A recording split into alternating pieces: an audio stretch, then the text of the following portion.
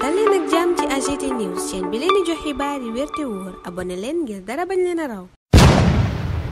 AGT News. Bismillah daleen ak jàmm ci AGT News mbiram Farba Ngom de yéenekaay yu bari xëyee teeg maître Aïssata Tall Sall mi gedd liggéeye commission ad hoc ba doon amal démb ci assemblée nationale moom avocat bi ñu fekk ko ci source a révélation Les Échos l'info réew mi quotidien ak L'As ca yooye le journal yépp maître Aïssata Tall Sall di xamle ne amul benn dossier bu wér bu ñu jox commission ad hoc booba ngir ñu mën caa sukkandiku ba yëkkati mbalaanu kiiraayu Farba Ngom yéenekaay bi ne loola waral mu daal di gedd liggéeye démb tuumal leen ni nag nañu doxalee yëf ya jaarut yoon waxit ne parodie de justice képp nekk noonu ca réew mi quotidien maître Aïssata Tall Sall ne fas yéenéew maa bokk nag ca boobale parodie amul lenn tey lu ma xam ci li ñu bëgg a toppee sama naataangoo Farba Ngom ca Les Échos maître Aïssata Tall Sall ne dossier mystérieux booba ba tey kenn xamul lu ca ne waa commission ad hoc ba sax nee na dañu leen a nëbb booba lépp dossier booba yéene kaay xamal ñu ne Farba Ngom nag démb teewul woon ca assemblée nationale Aïssata Tall Sall ma fa demoon di daa mujjee gedd la sabab gedd googa mooy nee na ba mu laajee dossier ba ñeenti lettre de transmission yi jóge ci procureur képp lañu ko jébbal mu ni nag majorité bii di Pastef loola lépp teewut fas naa yéene proposé plénière bi ñu yëkkati mbalaanu kiiraayu Farba Ngom waaye ca suuf sa Pastef a ngay raggu dërëm ci tuumay maître Aïssata Tall Sall yooye ñu ne groupe parlementaire takku wàllu danoo jaawale sañ-sañu commission ad hoc ak sañ-sañu commission d'enquête parlementaire Ayib Daffé ki ñooñam ne fii amul dara lu fi jaarut yoon lépp ni mu war a demee lañu ko doxale waral le quotidien ne Farba en pole position yéene kaay bi ne topp gi nu koy topp ca pôle judiciaire financier léegi tey mu sotti ndax commission ad hoc bi jël na dogal démb proposé plénière bi ñu yëkkati mbalaanu kiiraayu Farba Ngom Aïssata Tall Sall ca booba lépp journal wéy di ñaawlu nanu doxale APR moom ma ngay woote mobilisation bu mag ëllëg ngir jàppale Farba Ngom mooma L'As ne